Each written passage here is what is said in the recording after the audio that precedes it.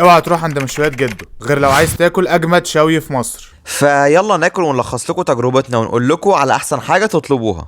نبدأ بأكتر حاجتين عجبونا، الطرب والحواوشي، ومفيش كلام يتقال على الحواوشي وجماله، سواء تحميصته على الفحم وتتبيلة اللحمة المظبوطة فعلا جامد جامد جامد. طبقة منديل الطرب تخينة زي ما بنحب، ولو ليك في الطرب الدسم زينا يبقى دوس واستمتع.